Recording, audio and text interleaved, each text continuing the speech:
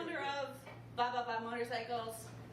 It's a merch and storytelling business, and if you haven't gotten your merch, it's outside. We're dedicated to those who love to talk about motorcycles and those who have loved ones that love to talk about motorcycles. It started a couple of years ago when I found myself surrounded with very in-depth conversations about motorcycles, and all I heard was blah, blah, blah, motorcycles.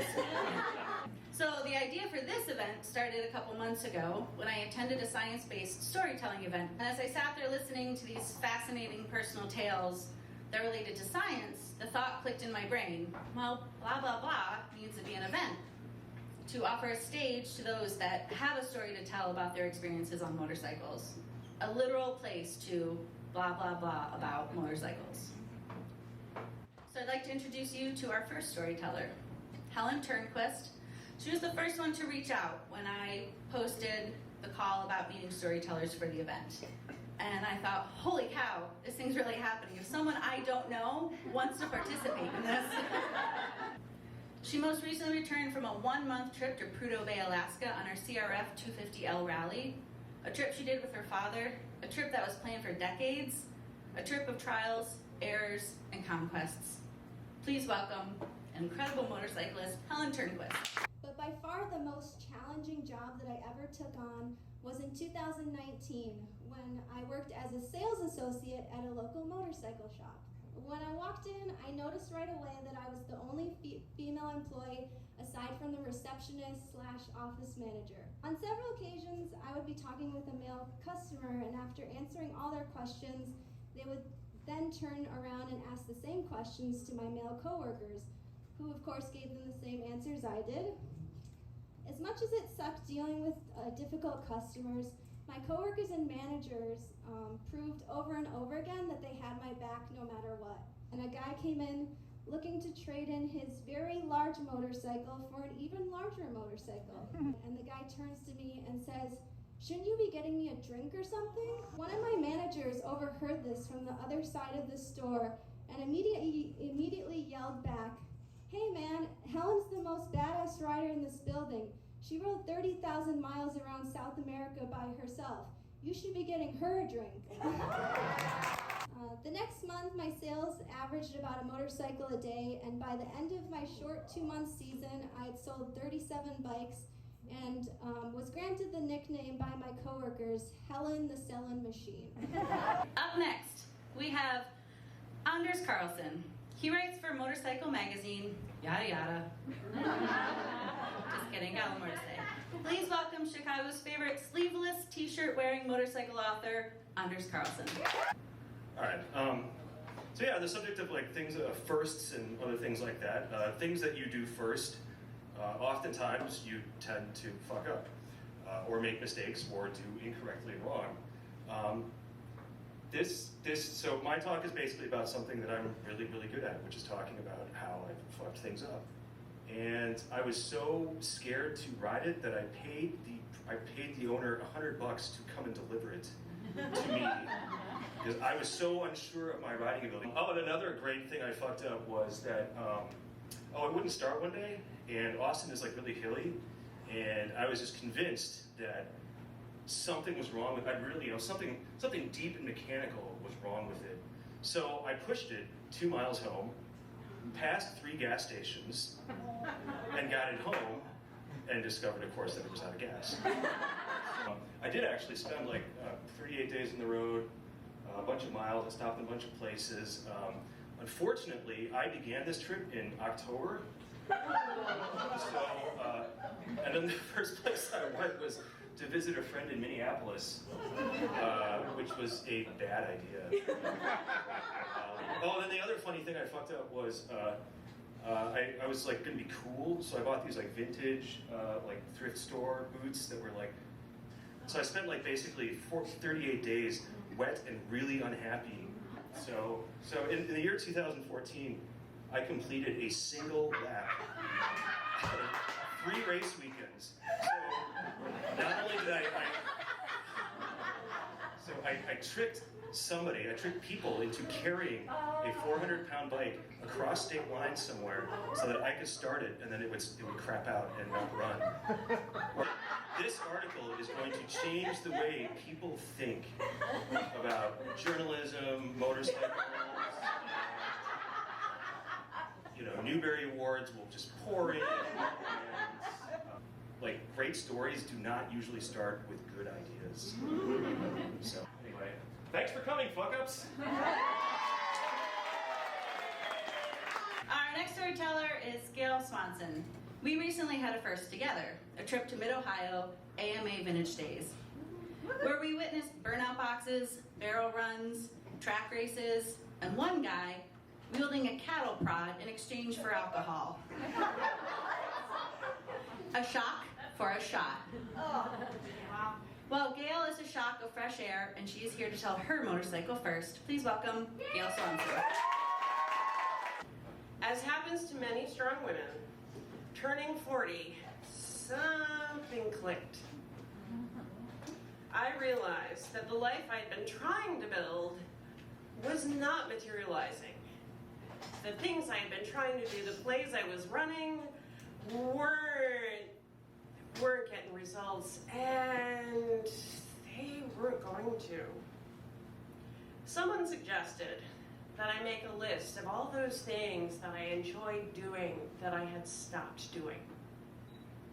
Riding a motorcycle wasn't on it. I had shoved that so far down in my life that I couldn't even see it anymore. I fixed that. Yeah. I didn't think that I had the money to go out and buy a bike, but I could take a safety course. I could at least learn how to ride and get my license, and I did. One of the most proud moments that I've ever had. By the time I turned the first corner, I was giggling like a little kid getting tickled. It was nimble and balanced. I could steer just by moving my hips. It had a kick and personality. If I couldn't make a happy life by trying to make a safe one, perhaps it would be better by putting joy in the center. Pursue happiness first, and perhaps security would follow. Bam! I felt and heard the impact from behind. The unmistakable sound of one vehicle hitting another. I watched the handlebars get ripped from my hands as the bike flew on without me. My first Gucci was on its way to the scrap heap, but I was safer than ever. I met Eric this summer at Moto when he came up to the booth and asked, "So what is this blah blah blah motorcycles?" After I explained, he was intrigued enough to stay in contact after the event and has been a supporter ever since. Maybe it's my independent nature, however, I really hate organized motorcycle rides. I'm a sport tourer, therefore the lazy pace, the frequent stops, usually to liquor up, which is a great idea when you're on a motorcycle, and riders with varied experience really made them unappealing to me. And since my wife really was not into riding, I needed to find a date. But first, a little backstory about this date. I met Heather only a week earlier. I loved her mind, and I thought at least we'd have something to talk about, but I barely knew her. The ride was an all-day kind of thing, and it would be a very awkward first date. I had no idea if she even rode. It felt good. As I took to the highway, I opened the bike up a bit to see how she reacted to the acceleration. Her legs squeezed my thighs for balance, and we were off. It was apparent that this ride was going to be pleasant. The bike felt good, and more importantly, she felt very relaxed and balanced behind me. Despite the disorganization of this planned journey, including too many stops, the bad strip club, this was one of those rides. Speeding through the Illinois countryside, Heather and I became a unit. When it was time to get back on the road, the perfection continues as if we never left the bike. At one point, I considered not stopping and just riding off without the group. However, my age and experience told me just to savor the experience and enjoy her and the bike as long as I could. Once over 6,000 RPM, however, everything smoothed out and the bike changed dramatically.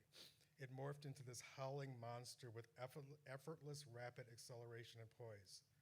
It was an intoxicatingly visceral experience to ride this thing. The bike never seemed to run out of power, even with a passenger on board. I referred to it as the locomotive.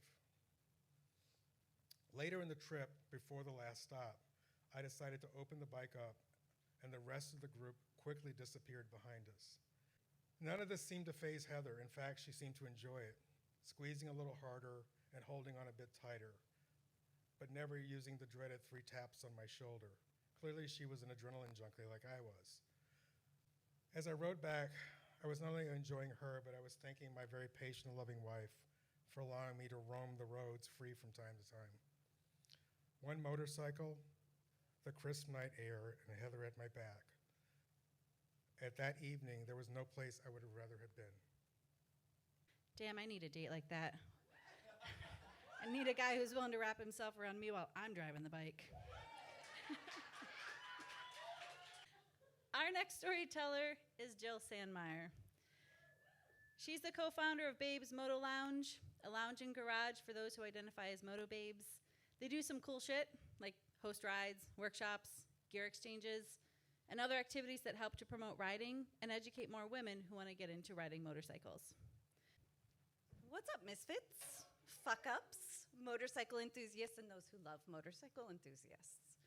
I'm Jill. Hey, thank you to the Hideout for hosting and for Blah Blah Blah Motorcycles for this event. This is so cool. I'm laughing my ass off. I'm crying a little bit. I'm having a really good time. So for the first year with my first bike and my first group rides, it was all completely composed of 4 or 5 dudes and then me. Anyway, there were a lot of experiences that made me feel a little insecure about riding with a whole group of dudes. And I had to find a different way of riding or getting to know this community. And I knew out there in the world that there were other women riders who rode motorcycles like me. And I went to Tarnish, and at the time they were hosting a photography show. It's called Women and Wheels. And it was everything I dreamed of. It was giant prints of these amazing badass women, all of them on motorcycles. So I just picked up this little flyer, and it was called Babes in Motoland. I was like, what is this thing? And it was coming up. It was in a couple of weeks, and it was a camp and ride type situation. I was doing it. I was going on my first moto camping ride. I was riding 150 miles from my home on a 250cc Honda Rebel, and it was all by myself. By the time the sun had set, the lot was full of bikes, over 100 motorcycles, and every single one of them was piloted by a woman rider. That was when I had my first group ride with all women riders, and I met some of my best friends to this day. When I was thinking of who I wanted as a storyteller, I immediately thought of him due to the sheer coolness of the bike. Federal Motors bespoke bikes are a marriage of perfect form and function.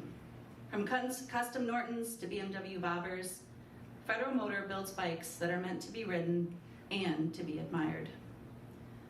Mike has been a welcoming supporter of Blah Blah Blah, and today we welcome him to our event. Federal Motors, Mike Muller. So I was thinking, do I start off like a story where I got T-boned by Chance the Rapper? Do I tell the story where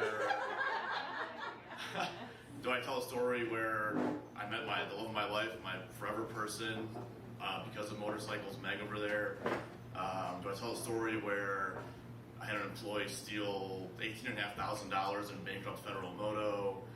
A lot of firsts in my life in the motorcycle world, but after listening to everyone's stories, I'm like, you know, these are like, whatever. They're just, obviously not that, not you. You know, that's kind of where it all starts for everybody in the motorcycle world, and it's always the best story to talk about is, the fuck did you first buy it? Like, why did you buy it? Like, what got you into this, and were your parents pissed off at you when they found out? And, you know, how I'll get to that part. So clearly I was really bored. And, you know, growing up, my dad and I was super fucking cool, but also was super adamant that motorcycles are dangerous. And I was not allowed to go anywhere near them, but, you know, what he did help me out with, and which was really cool, was we would build go-karts together. My first bike, just like Anders, was a 1977 Honda CB750. And how I got it, which was fucking hilarious, and I freaked out, was I was at work and it's like some guy selling one on eBay for like $800. And I was like, I was gonna bid on it. And then like 2 days later, it's like, fling, you want a bike? Oh fuck, dude. So I rent a truck by myself with no ramp, and I show up to this dude's house. Yeah, and I show up. I know, and I show. And I show up to this dude's house, and he's like, "Hey man, like, what's with the truck?" I'm like, "I don't know, man. Like, can we like just pick it up? I don't know how much a motorcycle weighs." He like scrounge up like a piece of wood, and like he helps me get it in there. And I get this thing in the truck, and I'm like, where the fuck am I supposed to go with this bike? Like, I can't go home. My mom's gonna kill me. Like, what the fuck? So I get on the phone, and I like start calling like storage places, and I find a, you know, like storage place, like outdoor storage place. And some like dude comes up, and he's like, hey man, do you need a hand? I was like, holy fucking shit, yes. Like some random guy shows up, and yeah, we get it off. I'm stoked. Like, I can't sleep. I'm like, I have a fucking motorcycle. Like, fuck, man, I'm gonna get so much ass. Like, yes. Like, yes. Like, yes. Like, hell yeah. I then proceed to make this thing run. You know, like, it has no brakes, and it has bad gas, and at one point, like, it, like, ejects brake fluid directly into my eyeball. So learning process, you know, and I get this thing running, and like the first time I ride it, I'm like in the storage lot by myself, and shit. And I was like, you know what, fuck it.